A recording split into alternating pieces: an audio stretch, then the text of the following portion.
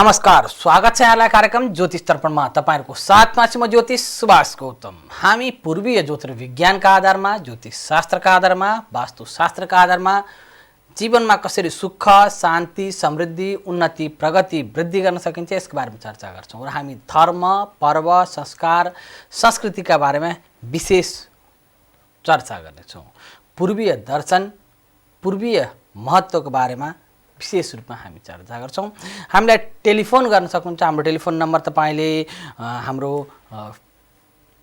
टेलिभिजनको स्क्रिनमा हेर्न सक्नुहुन्छ 021571319 र तपाईले हामीलाई फेसबुक पेज मार्फत जिज्ञासा राख्दा facebook.com/मकालु टेलिभिजन एचडी लाइभ टाइप गर्नु होला, जुन हाम्रो अफिसियल पेज हो।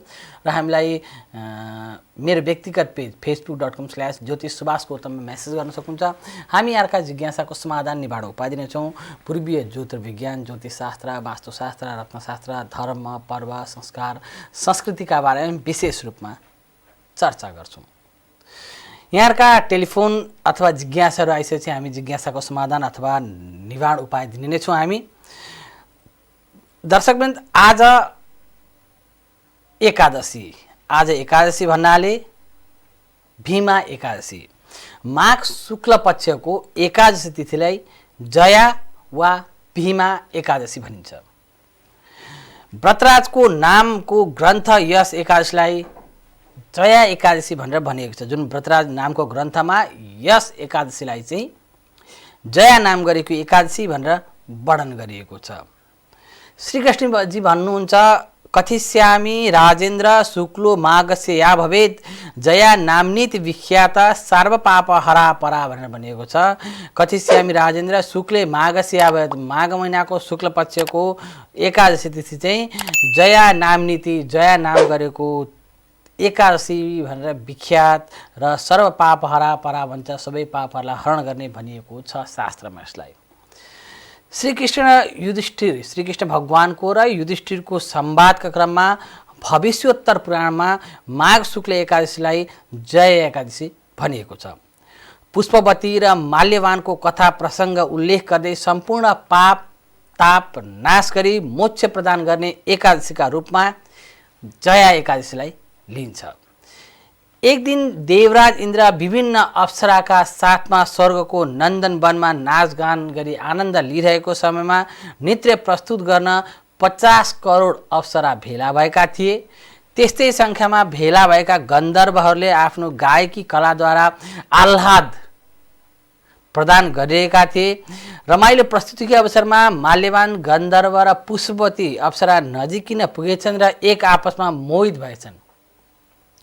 एक अर्काको रूप र लावण्यमा आकर्षित भएका उनीहरूले आपसमा हेराहेर गर्दै प्रस्तुतिलाई ध्यान दिन सकेनन्। उनीहरूको चालढाल र पट्यार लाग्दो प्रस्तुतिबाट देवराज कुपित क्रुद्ध भएर मात्र भएनन्, तत्कालै मर्त्युलोकमा गएर पिशाच दम्पति भइजाऊ भनेर श्राप दिए। युवा पिशाचो भवत दम्पति रूपधारिणौ मृत्युलोकमप्नु मनुप्राप्तौ भुञ्जानौ कर्मण फलम भनेर यसरी श्राप दिइसकेपछि इन्द्रको श्रापले उनीहरू तत्काल पिशाच योनिमा प्राप्त भएको र मर्त्युलोकमा झरेर दम्पतिका रूपमा कष्टपूर्ण जीवन यापन गर्न थालेको। त्यसैले यस महिनामा उनीहरूले जुन एकादशीको व्रतले त्यसबाट सम्पूर्ण पापबाट मुक्त भएको कथाहरू प्रसङ्ग आउँछन्। यसको बारेमा हामी चर्चा गर्नेछौँ। कोही दर्शक हामीसँग जोडिसक्नु भएको छ, उहाँलाई सुरुमा स्वागत गरौँ, उहाँको जिज्ञासाको समाधान दिउँ, अनि फेरि हामी चर्चा गर्छौँ। उहाँको टेलिफोन सम्पर्क विच्छेद भइसकेको हाम्रा प्राविधिक मित्रबाट जानकारी आइसकेको छ। पुनः हामी यसैको बारेमा चर्चा गर्छौँ। र कष्टपूर्ण जीवन यापन गर्न थाले। यस्तै माघ महिना आयो, जाडोको मौसममा पानी परेपछि उनीहरूले जीवन झन् कष्टपूर्ण बनायो। पानीले निथुक्क उनीहरूले खाना पनि खान खाए, न सुत्न पाए। वर्षा जलले स्नान गरे, बिना भोजन बिना निन्द्रा अहोरात्र कष्टले बिताएको त्यो दिन संयोगवश माघ शुक्ल पक्षको एकादशी अर्थात् जया एकादशी परेको थियो। अन्जानमै उनीहरूले स्नान गरे। जुन आकाशबाट परिरहेको पानी निराहार खान नपाएर पनि उपवास बसेका थिए। रातभरि चिसो पानीले गर्दाखेरि सुत्न नपाएर जागराम थियो। एकादशीको विधिहरू पालन गर्न पुगे अन्जानवश, जसले गर्दाखेरि अन्जानमै सम्पन्न जया एकादशीको व्रतका प्रभावले उनीहरू पहिले जस्तै माल्यवान गन्धर्व र पुष्पवती अप्सरा भएर मर्त्युलोकमा देखिए। यसरी श्राप मोचन भएपछि उनीहरूलाई लिन विमान आइपुग्यो। त्यसमा सवार भई पुनः स्वर्गलोकमै फर्किए। त्यहाँ भेटेका देवराज इन्द्रले उनीहरूको मुखबाट सम्पूर्ण वृत्तान्त सुनेपछि जय एकादशी जुन तिथिको महत्त्व महिमा थाहा पाए। त्यसपछि देवराजले जय एकादशीको तिथिको महत्त्व दर्शाउँदै हरिभक्त, शिवभक्त, विष्णुभक्त, स्वर्गका सम्पूर्ण देवी देवताहरूलाई एकादशीको व्रत लिन सिफारिस अथवा अनुरोध गरे र ती दुईलाई पनि स्वर्गमा स्वागत र यथोचित सत्कार गरे। हरि भक्ति रता ये चे ये वा शिव भक्ति रथास्तथा अस्माकमपि त ते मर्त्या पूज्या बन्द्या न संशय भनेर यसरी इन्द्र भगवानले शिवभक्त सम्पूर्णहरूलाई चाहिँ हरिभक्तहरूलाई चाहिँ यो जय एकादशीको व्रतको महिमा बताए। एकादशीको व्रतको प्रभावले सामान्यभन्दा सामान्य मानिसहरू पनि यस लोकमा सुख शान्ति सम्पत्ति भोग गरी परलोकमा भएपछि मोक्ष प्राप्त गर्छन् भनेर भनिएकाले सबै एकादशीको व्रत लिन आग्रह गरिएको छ। अत्यन्त पुण्यदायक भएकाले जय अर्थात् भीमा एकादशीको व्रत लिन आग्रह गरिएको हो। य करोति नरो भक्त्या श्रद्धायुक्तो जया व्रतम कल्पकोटि शतम यावत वैकुण्ठे मोदते ध्रुवम भनेर भनिएको छ। 24 तत्त्वमा एकादश इन्द्रियहरू पनि पर्दछन्। वास्तवमा एकादश इन्द्रियहरूलाई आफ्नो बसमा राख्न सकियोस् भनेर नै एकादशीको व्रत लिने गरिएको हो र व्रत लिने गरिन्छ। जय एकादशी व्रतका प्रसङ्गमा चक्षु इन्द्रियको दोषको प्रभावले माल्यवान र जुन पुष्पवतीले नरकको दुःखभन्दा पनि कडा पिशाच योनिको दुःख भोग गर्नु पर्यो। यहाँ हामीले चर्चा गर्न खोजेको नजर योनि नजर दोष भनेको आँखाले एक अर्कालाई जुन प्रति आकर्षित भए, जुन इन्द्रसँगको नृत्यमा उनीहरू रमाउन सकेनन्, त्यो विरक्तिदो समयलाई चाहिँ नजर दोष भनिन्छ। त्यो नजर दोषलाई चाहिँ आँखा लगायत इन्द्रियहरूलाई चाहिँ बसमा राख्न नसकेको भएकोले पिशाच योनिमा उनीहरू जानु परेको थियो। इन्द्रियहरूलाई सदैव आफ्नो बसमा राख्ने चेष्टा गर्नुपर्छ हामीले। जब हामीले आफ्नो इन्द्रियलाई बसमा राख्छौँ नि, त्यसपछि तपाईमा काम, क्रोध, लोभ, मोह मुक्त हुँदै जान्छ र तपाईले जीवनमा सुख, शान्ति, समृद्धि अवश्य प्राप्त गर्न सक्नुहुन्छ। माघ महिनाको शुक्ल एकादशी तिथि अत्यन्त पवित्र भएकोले व्रत लिँदा वैकुण्ठ लोकसम्म पुग्ने र फल प्राप्ति हुने फलश्रुति रहेको पाइन्छ। सबै एकादशीको व्रत नित्य हुने हुँदा वर्षभरि 24 वटा एकादशी चाहिँ व्रतहरू चाहिँ हामीले लिनुपर्छ, जुन चाहिँ परम कल्याणकारी, परम माङ्गल्यकारी र एकादश इन्द्रियलाई नै रोक्न सक्ने क्षमता तपाईमा काम, क्रोध, लोभ, मोह ती सबैमा चाहिँ मोहको जुन त्यो लोभ हुन्छ नि, त्यसमा चाहिँ आफूलाई नियन्त्रण गर्न सक्ने क्षमता बनाउँछ। त्यसैले हामीले 24 वटा एकादशीको व्रत लिनाले संख्या युगमा बनाएको 24 तत्त्वलाई बसमा राखी परम गति, परम मोक्ष, वैकुण्ठलोक, शिव सायुज्यता प्राप्त गर्न सकिन्छ भन्ने नै हो। र हामीले 24 वटा किन चर्चा गर्छौँ भने सामान्यतया 24 वटा हुन्छन्, अधिक मास भयो भने दुईटा अरू थपिन्छन्, जम्मा 26 वटा एकादशी हुन्छन्। त्यसले सामान्यतया जुन 24 वटा एकादशी छ, यो व्रत अथवा एकादशीको सम्पूर्ण व्रत लिँदाखेरि उत्तम फल प्राप्त हुन्छ भनिएको छ। अब एकादशीको व्रत लिँदाखेरि अन्य फाइदा के हुन्छ त? हाम्रो मानव अङ्गमा हामीले विभिन्न भोजनहरू, भक्ष्य चिजहरू भोजन गरिरहेका हुन्छौँ। झन् कलियुगमा त जुन चिज हामी गर्नु हुँदैन है भन्छौँ, हामी त्यही चिज चाहिँ गरिरहेका हुन्छौँ र त्यही चिज चाहिँ भोजन गरिरहेका हुन्छौँ। त्यसले गर्दा त्यसलाई निवृत्ति गर्नको लागि शरीरको अङ्गहरूलाई चाहिँ आराम दिनको लागि पनि 15 दिनमा एक दिन चाहिँ फास्टिङ गर्नुपर्छ भनेर जुन साइन्सहरूले बताइरहेका छन्। किन भन्दाखेरि हाम्रो शरीरको जुन अङ्गहरू छन् त्यसलाई पनि आरामको जरुरत हुन्छ, जसले गर्दाखेरि तपाईँको जति भोजन ग्रहण गर्नुहुन्छ त्यसलाई चाहिँ उसले पचाउन सक्ने क्षमतालाई अलिकति उसको जुन एक्टिभनेसलाई कम गर्छ, जसले गर्दाखेरि उसको आयु वृद्धि हुन्छ, शरीरको अङ्गहरूको आयु वृद्धि हुन्छ। शरीरको अङ्गको आयु वृद्धि हुनु भनेको आफ्नो आयु वृद्धि हो। हामीले सामान्यतया जो मांस भक्षण गर्ने व्यक्तिहरू छन्, जो मांस नगर्ने व्यक्तिहरू हुन्छन्, यिनीहरूको आयुको कम्पेरिजन गरौँ, रोग व्याध बाहेक अन्य समयमा चाहिँ यिनीहरूको आयु चाहिँ अझै नै बढी हुन्छन् मांस भक्षण गर्ने भन्दा। अब सामान्यतया रोगको कुरा गर्नुहुन्छ भने मांस भक्षण गर्नेको अधिक मात्रामा रोग लाग्छ, त्यसले गर्दाखेरि हामीले विशेष रूपमा एकादशीको व्रत हाम्रा परम्पराहरू रीतिरिवाजहरू चाहिँ अनुकूल मिलाउँदै अगाडि बढ्न सक्यौँ भने त्यसबाट सकारात्मक प्रभावहरू हामी प्राप्त गर्दछौँ। हाम्रो मानव योनि त हो, अघि मैले भने काम क्रोध लोभ मोह, कुनै चिज गर्छौँ नि त्यो चिजको तुरुन्त हामीलाई रिजल्ट चाहिन्छ क्या। हामीले कुनै पूजा गरौँ, कुनै कामना विशेषको लागि हामीले कामना विशेषसँग पूजा गऱ्यौँ भने पनि मैले त पूजा गरिसकेँ मेरो कामै बनेको छैन भन्ने जुन एउटा हुन्छ नि आतुरीपन, त्यसले पनि तपाईँप्रतिको जुन लोभ मोह छ जागृत देखाउँछ क्या। हामी कर्म गर्नुपर्छ, तपाईँको फल अवश्य प्राप्त हुन्छ। जुन मेहनत गर्नुहुन्छ, परिश्रम गर्नुहुन्छ, त्यसको फल तपाईँले अवश्य प्राप्त गर्न सक्नुहुन्छ। त्यसले गर्दाखेरि कर्म गर्न कहिले बिर्सनु हुँदैन, जसले गर्दाखेरि मानव जीवनमा सुख शान्ति समृद्धि वृद्धि हुन्छ।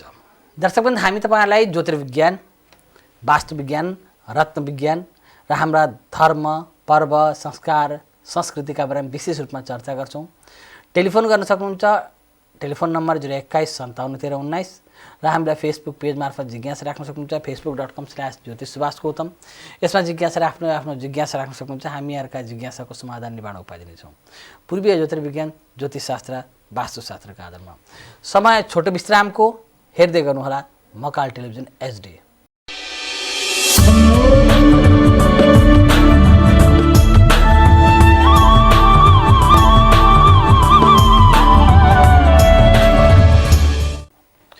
विश्रामपछि पुनः स्वागत छ। दर्शकवृन्द, हामी यहाँका जिज्ञासाको समाधान निवारण उपाय दिनेछौँ ज्योतिर्विज्ञान वास्तुविज्ञान रत्नविज्ञानका आधारमा। टेलिफोन गर्न सक्नुहुन्छ, टेलिफोन नम्बर 021571319 जुन तपाईँले टेलिभिजनको स्क्रिनमा हेर्न सक्नुहुन्छ र हामीलाई फेसबुक पेज मार्फत जिज्ञासा राख्न सक्नुहुन्छ, facebook.com/ज्योतिषसुभाष गौतम। हामी पूर्वीय ज्योतिर्विज्ञान ज्योतिषशास्त्र वास्तुशास्त्र रत्नशास्त्र हाम्रा धर्म पर्व संस्कार संस्कृतिका बारेमा विशेष रूपमा चर्चा गर्छौँ र जीवनलाई कसरी सुख शान्ति समृद्धि वृद्धि गर्न सक्छौँ यसको बारेमा चर्चा गर्छौँ। हामीलाई लोमेशजीले मेसेज पठाउनु भएको छ, गुरु मैले वास्तुको सेल्फ अध्ययन गर्दैछु, स्टडी गर्दैछु, ऊर्जा दोष हजुर भन्नुहुन्छ, यो ऊर्जा दोषलाई निवारण गर्नको लागि के गर्नुपर्छ, पत्ता लगाउने विधि के हो, अष्टदिशाका दोषको बारेमा हामीले लगभग पुस्तकहरूमा प्राप्त गर्छौँ, तर ऊर्जा दोषको बारेमा किन चर्चा पाइँदैन भनेको छ। अब यहाँ के बुझ्नुपर्छ भने लोमेशजी, वास्तुमा कृत्रिम दोष र प्राकृतिक दोष दुई प्रकारका दोष हुन्छन्। कृत्रिम दोष रियर मात्रामा हुन्छ तर त्यो हाम्रो आँखाले देखिँदैन, जसले गर्दाखेरि यो विशेष ध्यान दिनुपर्ने कुरा हुन्छ। अब यहाँ मैले कृत्रिम दोष भनेको आफैद्वारा सृजना गरिएको दोष, प्राकृतिक दोष भनेको प्रकृतिबाट भएका दोष, त्यो चाहिँ हामीद्वारा आफै गरिएका दोष छैनन्, जुन चाहिँ ऊर्जाको माध्यमबाट विशेष रूपमा हुने गर्दछ। अब अहिलेको हिसाबमा हामी कुरा गर्ने हो भने यहाँ हामीले बुझ्नुपर्ने के हुन्छ भने सामान्यतया हामी अहिले भन्दाखेरि उत्तर फेस भएका भूमि दक्षिणभन्दा बेटर हुन्छ भन्छौँ, पूर्व र उत्तरको बेटर हुन्छौँ, पूर्व फर्काएर घर बनाउनु उत्तर फर्काएर घर बनाउनु दक्षिण र पश्चिमको भन्दा बेटर हुन्छ भन्छौँ नि। अब यही चिज प्राकृतिक दोषयुक्त स्थानमा चाहिँ कसरी गर्ने त? उत्तरतिर हाम्रा हिमाल पहाड पर्वतहरू रहेका छन्, दक्षिणतिर तराईको समतल बेल्टहरू छन्, यो त प्राकृतिक हो। अब यहाँ हाम्रो कुनै पहाडको छेउमा तपाईँले घर बनाउनु पर्ने अवस्था छ भने अब तपाईँको ठ्याक्क घरको दक्षिणतिर उत्तरतिर ठुलो पहाड छ, यानि कि तपाईँ जुन ठाउँमा घर छ त्यसको उत्तरपट्टि ठुलो पहाड छ, तपाईँको घरभन्दा ठुलो पहाड छ, जस्ट 10 मिनटको दूरी हिँडेपछि त्यो पहाड तपाईँ प्राप्त गर्न सक्नुहुन्छ। यस्तो अवस्थामा तपाईँ उत्तर घर फर्काएर बनाउनुहुन्छ त? हुँदैन। उत्तरतिर अथवा हामीले बाँच्छौँ भन्दाखेरि तपाईँको घरको उत्तरतिर पूर्वतिर ढिस्कोहरू पुराना घरहरू त्यस्ता छन् भने हामी भत्काउनु होला सम्म बनाउनु होला भन्छौँ, तर त्यो त पहाड हो, तपाईँले भत्काउन सक्नुहुन्न। यो अवस्थामा हामीले दक्षिणतिर नै दक्षिण फेसै हुनुपर्छ, जसले गर्दाखेरि जहाँ प्राकृतिक दोषहरू पहाड हुनु दोष छैन, तर तपाईँको दक्षिण चाहिँ फर्काएर त्यतिखेर चाहिँ उत्तर फर्काएर तपाईँले घर बनाइदिनु भयो भने तपाईँको दोष हो त्यो। यस्ता प्राकृतिक अरू विभिन्न दोषहरू हुन्छन्। जस्तै तपाईँलाई जियोफिजिकल स्ट्रेस, पृथ्वीको भूगर्भभित्र विभिन्न खनिज पदार्थ हुन्छन्, विभिन्न चट्टानहरू हुन्छन्, हरेक लेयरमा उनीहरूको प्रभाव हुन्छ र एक आपसमा ती घर्षण गर्दाखेरि त्यसबाट ऊर्जा जुन पैदा हुन्छ नि, त्यो ऊर्जा माथिसम्म जुन हामी माथि बस्छौँ त्यो भूमिको भित्र भएको घर्षणको प्रभावले हाम्रो जीवनमा पनि यहाँ पनि असर गरिरहेको हुन्छ। किन भन्दा त्यसको ऊर्जा त हाम्रो माथि आइरहेको हुन्छ। त्यो ऊर्जा माथि आउँदाखेरि के हुन्छ त, अब त्यो दोषले हामीलाई छुन्छ। अब त्यो दोष त हाम्रो नाङ्गो आँखाले देखिँदैन। अर्को दोष हुन्छ इलेक्ट्रिकद्वारा आइपुग्ने दोषहरू। जब विद्युतको बढी मात्रामा खपत हुन थाल्यो, विद्युतको प्रयोग हुन थाल्यो, त्यसपछि वास्तुका दोषहरू सिर्जना हुँदै गए। यो हामी आफैबाट हुँदै गएका दोषहरू हुन्। जब हामी बिगाबाट कट्ठाबाट अब धुरमा आएका छौँ, दोषहरू हाम्रो आफै बढ्दै गए। यसको मतलब के हो भने पहिले हाम्रो घर हुँदाखेरि चाहिँ घर एक ठाउँमा हुन्थ्यो, शौचालय शौच गर्ने स्थान घरभन्दा पर पछाडिपट्टि राखेको हुन्थ्यो, अलि परै हुन्थ्यो। तपाईँ हिँड्दै जानु भने पनि 2 मिनट 3 मिनटको डिस्टेन्समा हुन्थ्यो। त्यो दोषहरू निवारणको लागि चाहिँ त्यतिखेर वास्तुका नकारात्मक दोष किन कम हुन्थ्यो त, वास्तु किन हेर्दै हुन्थ्यो भन्ने कुरा पनि हो यो। तर हामी विकसित हुँदै गयौँ, विकसितको नाममा हामी एउटै बक्सामा सबै चिज राख्न थाल्यौँ। त्यही भएर हामी भन्छौँ बिगाबाट कट्ठाबाट धुरमा आइपुग्दाखेरि सबै चिज हामी सँगै राख्नु छ। अझै अबको समय त एटेचको सम्म आइसक्यो, एटेच टोयलेट बाथरुम बनाउँछौँ। त्यसले गर्दाखेरि हामीले के ध्यान दिनुपर्छ भने यी दोषहरू जति गर्दै गए त्यति वृद्धि हुँदै जान्छन्। पहिले काठका घरहरू हुन्थे, पक्की घरहरू हुँदैन थिए। पक्की घरभन्दा पनि तपाईँले फलामका प्रयोगहरू हुँदैन थियो। अहिले त भूकम्प प्रतिरोधी, भूकम्पलाई प्रतिरोधी हुने गर्ने भूकम्पको मापदण्ड अनुसार घरमा तपाईँ फलामको डन्डीको बिचमा सुत्नुपर्ने हुन्छ। जुन फलामले ऊर्जाहरू खिच्दछ, नकारात्मक ऊर्जा सकारात्मक ऊर्जा जुन खिच्दछ त्यो सिधै तपाईँमा प्रभाव पर्दछ। त्यसले गर्दाखेरि आत्महत्या, स्वमृत्युवरण, वैवाहिक सम्बन्ध विच्छेदका घटनाहरू अझै वृद्धि भइरहेका छन्। हाम्रा पिता पुर्खाहरू काठको घरमा बनाउनुहुन्थ्यो, फुसको घरमा बनाउनुहुन्थ्यो, न त्यहाँ फलाम हुन्थ्यो न केही हुन्थ्यो, बत्तीको कम प्रयोग हुन्थ्यो। जतिखेर मोबाइलको जुन रेहरू किरणहरू हाम्रो अहिले जसरी छरछर्ती आइरहेछन् ती चाहिँ थिएनन्। वाइफाईहरू हामीसँग त्यति थिएन। जुन रेहरू ब्लुटुथहरू हामीसँग ब्लुटुथ रेहरू हुन्छन् त्यो थिएन। इन्फ्रारेड स्ट्रक्चरहरू केही थिएनन्। त्यसले गर्दाखेरि सम्पूर्ण त हामी दोष त आफै बनाउँदैछौँ। अब यहाँ तपाईँहरूले वास्तु दोष कुन स्थानमा बढी छ कुन स्थानमा कम छ भनेर थाहा पाउनलाई के गर्नुपर्छ भने सामान्य तपाईँ के ध्यान दिनु भने तपाईँको घरको वरिपरि अलिअलि चराचुरुङ्गी पक्षीहरू आएर बस्दैछन्, रमाउँदैछन्, खेल्दैछन् भने त्यो स्थानमा वास्तुका दोषहरू कम छन्। यो ध्यान दिनु होला। तर तपाईँको घरको वरिपरि चराचुरुङ्गी तपाईँले नदेखेको जुग भयो भने त्यहाँ इन्फ्रारेड रेहरू बढी मात्रामा छन्। जुन इन्टरनेटको माध्यमबाट आउने रेहरू बढी छन्। तपाईँको वाइफाईबाट विशेष रूपमा मोबाइलको नेटवर्कबाट जुन आउने हुन्छन् ती चिजहरू चाहिँ बढी मात्रामा भयो भने ती तत्त्वहरू प्राकृतिक चिजहरू चाहिँ विलुप्त हुँदै जान्छन्। जसले गर्दाखेरि दोषहरू बढीभन्दा बढी वृद्धि हुन्छ। जसले गर्दाखेरि हाम्रो जीवनमा तनाव, टेन्सन, नकारात्मक सोचाइहरू बढी आउँछन्। थकानको महसुस बढी हुन्छ। हाम्रा पिता पुर्खाहरू 2 दिन 3 दिन 4 दिन हिँडेर अगाडि हिँड्थे। तर हामी त्यही चिज अहिले हाम्रो हिसाबमा कुरा गर्ने भने त्यही चिज हामी 10 मिनट हिँडेपछि थाक्न थाल्छौँ, फ्या हुन थाल्छौँ। किन भन्दाखेरि सबै चिजलाई चाहिँ हामीले एकत्रित गरेर एकै ठाउँमा बनाइसकेको छौँ। जसले गर्दाखेरि दोषहरू पनि बढाउँदै गएका छौँ। कृत्रिम दोषहरू आफै देखिने दोषहरू हुन्। हामीले आफै सृजना गर्ने हुन्। आफै सृजना गर्दाखेरि ती दोषहरू निवारण गर्न सकिन्छ देखिने भएकाले। तर प्राकृतिक दोष इन्भिजिबल हुन्छ, ऊर्जाका दोषहरू हुन्। ती कुनै भिजिबल पनि हुन सक्छन्, जस्तै मैले पहाडको अघि चर्चा गरेँ, त्यो भिजिबल थिए, तिनीहरूलाई आफै निवारण गर्न सकिन्छ। तर इनभिजिबल देखिने चिजहरूलाई हाम्रो आँखाले देख्न सक्छ, त्यसलाई चाहिँ यन्त्र प्रयोग गर्नुपर्छ। अब लोमेशजी तपाईँले केले चाहिँ चेक गर्नुपर्छ, केले चेक गर्दा राम्रो हुन्छ भन्ने कुरा गर्नुपर्छ भने पुराना समयमा हाम्रा ऋषिमुनिहरूले नरिवल हुन्छ नि, नरिवलले ती चिजहरूलाई टेस्ट गर्दथे। नरिवलको माध्यमबाट चाहिँ ऊर्जा दोषहरू के छन्, कति मात्रामा छन्, जमिन मुनिको कुन स्थानमा पानी छ, सम्पूर्ण टेस्ट हुन्थ्यो। यसरी नरिवल राखिसकेपछि तपाईँले त्यो नरिवललाई चाहिँ मन्त्रद्वारा सिद्धि गरिएको नरिवललाई चाहिँ तपाईँले खुला जमिनमा घुमाउँदाखेरि जुन स्थानको मुनि जति निचे थोरै पानी हुन्छ, धेरै पानी हुन्छ, जति थोरै खन्दाखेरि पानी निस्किन्छ, त्यो ठाउँमा चाहिँ त्यो नरिवल आफै ठाडो हुने गर्छ। र अहिले त यन्त्र उपकरणको जमाना आइसकेको छ। मेड इन युएसएमा निर्मित विभिन्न यन्त्रहरू छन्, जसलाई चाहिँ घोस्ट मिटर भन्छौँ। विदेशमा चाहिँ त्यसलाई चाहिँ घोस्ट मिटर भन्छन् र उनीहरू चाहिँ घोस्ट हन्टिङ मेसिन भनेर भन्छन् त्यसलाई।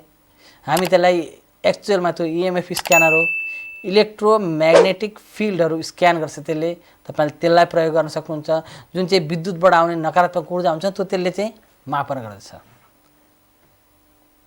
ठुल्ठुला हाइटेन्सनको तारहरूको जुन ठाउँबाट गइरहेको हुन्छन् त्यसको ठाउँमा त्यो इएमएफ स्क्यानर लगाएर हेर्नुहोस्, तपाईँको त्यो लगभग तपाईँको 15 फिट 20 फिटसम्म त्यसको रेहरू आइरहेको हुन्छन्। यानि कि हाइटेन्सनको 15-20 फिट वर हामीले घर बनाउनुको दिमागको नसालाई सुकाउने काम हुन्छ। त्यसले गर्दाखेरि हामीले के ध्यान दिनुपर्छ त भन्दाखेरिमा ऊर्जा दोषहरूलाई निवारण गर्नको लागि यन्त्र उपकरण प्रयोग गर्न सक्छौँ। इएमएफ स्क्यानर हुन्छ एकमा, यो टिप्नु होला, यो गर्नु छ। अर्को तपाईँलाई ऊर्जा दोष, अरू ऊर्जा दोषलाई पेन्डुलम प्रयोग गर्न सक्नुहुन्छ। जुन सानो हुन्छ, धागोमा हुन्छ, पेन्डुलम हुन्छ, तपाईँले त्यो प्रयोग गर्न सक्नुहुन्छ। एल रड हुन्छ, त्यो एल रडलाई प्रयोग गर्न सक्नुहुन्छ। यी चिजलाई प्रयोग गर्दै गर्नुभयो भने तपाईँको जीवनमा सुख, शान्ति, समृद्धि, वृद्धि गर्न सकिन्छ। जसले गर्दा हाम्रो जीवनमा सुख, शान्ति, समृद्धि, उन्नति, प्रगति प्राप्त हुन्छ। जीवनमा उन्नति, प्रगति, मान सम्मान बढीभन्दा बढी वृद्धि हुन्छ। टेलिफोन गर्न सक्नुहुन्छ। हाम्रो टेलिफोन नम्बर 021571319। हामीले फेसबुक पेज मार्फत जिज्ञासा राख्न सक्नुहुन्छ, facebook.com/ज्योतिष सुभाष गौतम। हामी अर्का जिज्ञासाको समाधान निवारण उपाय दिनेछौँ। टेलिफोन गर्न सक्नुहुन्छ। हाम्रो टेलिफोन नम्बर 021571319। फेसबुक मार्फत जिज्ञासा राख्दाखेरि हाम्रो अफिसियल पेज, टेलिभिजनको अफिसियल पेज, यसको बारेमा चर्चा गर्न सक्छौँ। पूर्वीय ज्योतिर्विज्ञानको बारेमा चर्चा गर्छौँ। समय पुनः छोटो विश्रामको हेर्दै गर्नुहोला मकाल टेलिभिजन HD।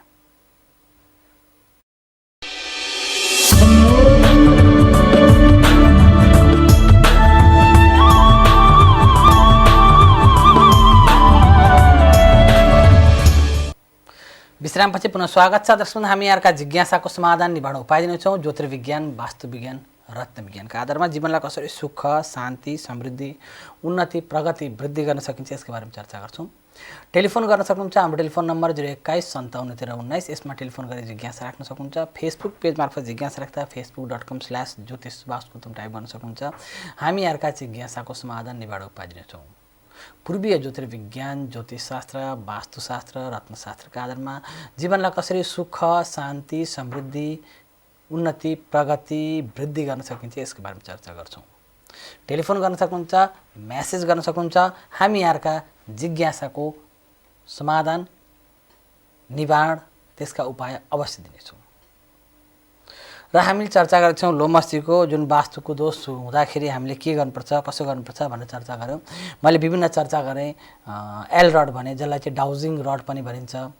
पेन्डुलम हुन्छ, पेन्डुलमद्वारा पनि तपाईँको वास्तुका ऊर्जाहरू हुन्छ नि, औराहरू तपाईँले प्रयोग गर्न सक्नुहुन्छ। अर्को औरा स्क्यानर हुन्छ।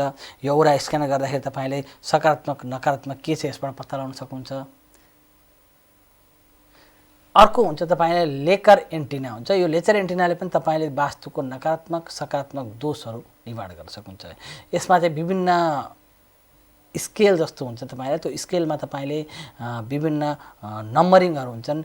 कुन नम्बरमा हार्मफुल इनर्जी हुन्छन्, कुन नम्बरमा कस्तो इनर्जी प्रकारको इनर्जी हुन्छ, जियोपैथीको लागि कुन नम्बरमा गर्ने, सम्पूर्णको अध्ययन गरेर तपाईँले अगाडि बढ्नुभयो भने त्यसको सकारात्मक प्रभावहरू हामीले प्राप्त गर्न सक्छौँ।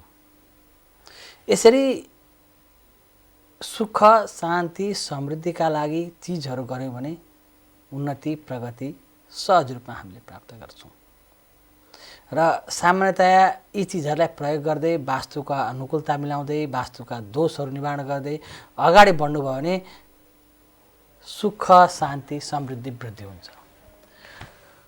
पूर्वीय ज्योतिर्विज्ञानमा यी सबै चिजका बृहत्तर महत्त्वहरू रहेका छन् र यी चिजहरू जुन मैले चर्चा गरेँ नि ऊर्जाका दोषहरू निवारण गर्ने चिजहरू हाम्रा देशमा प्राप्त हुन सक्दैनन् किनकि हामी टेक्नोलोजीमा त्यति विकास भइरहेको छैन। हाम्रा श्रीमणीले यी चिजहरू सम्पूर्ण चर्चा गरेका छन्, यसका विधिहरू दिएका छन्। यही विधिलाई अनुसरण गर्दै विदेशमा निर्माण भइसकेका छन् यी चिजहरू।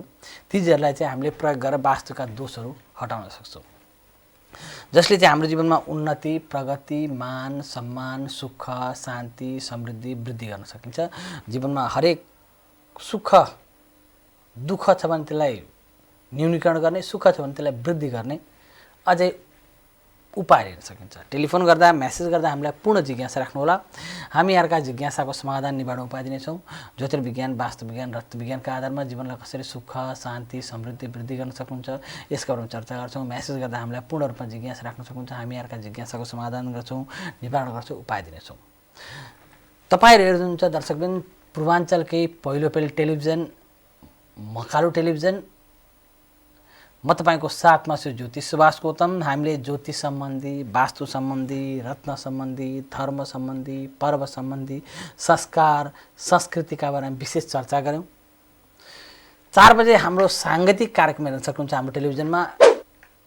जतिन ताम्राकारजीसँग बसेर तपाईँले साङ्गीतिक मनोरञ्जनहरू अगाडि बढाउन सक्नुहुन्छ र साङ्गीतिक कार्यक्रममा तपाईँले आफ्ना गीतहरू डेलिगेसन गर्न सक्नुहुन्छ। यसरी नै हामी हाम्रो टेलिभिजनको माध्यमबाट जीवनमा उन्नति प्रगति सुख शान्ति समृद्धि सम्पूर्णहरूको उपाय दिने गर्दछौँ। अब टेलिफोन जिज्ञासा राख्दा पूर्ण रूपमा जिज्ञासा राख्नुहोला। हामी यो सधैँ भन्छौँ। टेलिफोन नम्बर 021571319 र हामीलाई फेसबुक पेज मार्फत राख्दा facebook.com/ज्योतिषसुभाष गौतम facebook.com/मकाल टेलिभिजन HD जाँदा जाँदै आज हामी कोही दर्शकको जिज्ञासाको समाधान दिँदै जानेछौँ। कोही दर्शक आइसक्नु भएको छ, उहाँलाई स्वागत गरौँ। नमस्कार। हेलो गुरु नमस्कार। कहाँबाट को बोल्दै हुनुहुन्छ? हजुरको शुभ नाम? हजुर मेरो नाम पुनम राणा। हजुर पुनमजी, कसको बारेमा जान्न चाहनुहुन्छ? कुन ठाउँबाट बोल्दै हुनुहुन्छ? हजुर मोरङबाट। मोरङबाट है। पुनमजी जन्ममिति बताउनुहोस् त। नानीको बारेबाट सोध्नु गुरु। नानीकै जन्ममिति बताउनुहोस् त। हजुर जन्ममिति? हजुर जन्ममिति 2076 10/19 गते आइतबार। 2076 साल 10 को महिना 19 गते। समय भन्नुहोस् त। हजुर अनि समय चाहिँ 5:15। यो बिहानको हो? हजुर बेलुकाको। बेलुकाको 5:15। जन्मस्थान कहाँ हो छोरीको? हजुर छोरीको जन्म स्थान कहाँ हो? मोरङै हो यो विराटनगर। विराटनगर है। 2076 साल माघ 19 गते। समय 5:15। राशि मेष नक्षत्र भने नामको अक्षर हुन्छ लोबाट हुन्छ है त। जिज्ञासा के छ भन्नुहोस्? जिज्ञासा भन्नुपर्दा सबै के अरे गुरु सबै मतलब बताइदिनुहोस् न इत्यादि नानीको राशिदेखि लिएर अब कलरहरू सबै। हुन्छ म समग्रमा चर्चा गर्छु, टेलिभिजन हेर्दै गर्नुहोला है त। हस् हुन्छ हस्। मोरङबाट हुनुहुन्छ, उहाँले आफ्नो छोरीको बारेमा जिज्ञासा राख्नुभयो। राशि मेष नक्षत्र भरणी नामको अक्षर हुन्छ लोबाट हुन्छ। लग्नेश चन्द्रमा छ। चन्द्रमा प्रभावशाली भएर बसेको छ, यो राम्रो पक्ष हो। लग्नेश बलियो हुँदाखेरि उन्नति प्रगतिकै योगहरू अगाडि बढाउन सजिलो हुन्छ। राहु र केतु अलिकति खराब छ नि, यो ध्यान दिनु होला। राहु र केतु खराब भएपछि के हुन्छ भने कर्म वृद्धिमा सहजता आउँदैन। नानीको हातबाट अलिकति ठुली भएपछि नानी चाहिँ दुईवटा तामाक नाक सोमबारको दिन शिवजीको मन्दिरमा चढाइदिनु होला, जसले गर्दा उन्नति प्रगति राम्रो हुन्छ है त। अब नानी सानै भएकोले गर्दाखेरि अहिले चञ्चलावृत्ति र पढाइको बारेमा विशेष चर्चा गरौँ। यो दुईवटा कारक ग्रह राम्रो छन् भने उन्नति प्रगतिका योग कारक ग्रह चन्द्रमा बलियो छ, सुख शान्ति समृद्धि दिनलाई बलियो भएर बसेको छ, जुन राम्रो पक्ष हो। शुक्रको प्रभाव छ 2090 जेठ 20 गतेसम्म, जुन अनुकूल हो। शुक्रको प्रभावले चिसोको सामान्य समस्याहरू हुन्छन् तर खासै आत्तिनुपर्ने अवस्था छैन। 2081 साल माघ 19 गते पछाडि चाहिँ 2087 साल माघ 18 गतेसम्म उल्काको महादशा छ। यो उल्काको महादशामा अलिकति ध्यान दिनु होला, चोटपटक लाग्ने ग्रह हो। 81 साल माघ 19 गतेदेखि हो, अहिले त्यस्तो खासै छैन। अहिलेको समय अनुकूल छ। 81 साल माघ 19 गते पछाडि पुनः एकचोटि चिना देखाएर तपाईँले कुण्डली देखाएर चाहिँ अगाडि बढ्नुभयो भने राम्रो हुन्छ है त। धन्यवाद हामीलाई टेलिफोन गरिदिनु भएकोमा। दर्शकमा तपाईहरु पनि हामीलाई टेलिफोन गरेर आफ्नो जिज्ञासा राख्न सक्नुहुन्छ, हामी यहाँका जिज्ञासाको समाधान निवारण उपाय दिनेछौँ। दर्शकमा यिनै चर्चा परिचर्चाका साथ म ज्योति सुभाष गौतम बिदा लिन्छु। हेर्दै गर्नुहोला मकाल टेलिभिजन। आजको दिन शुभ रहोस्। नमस्कार।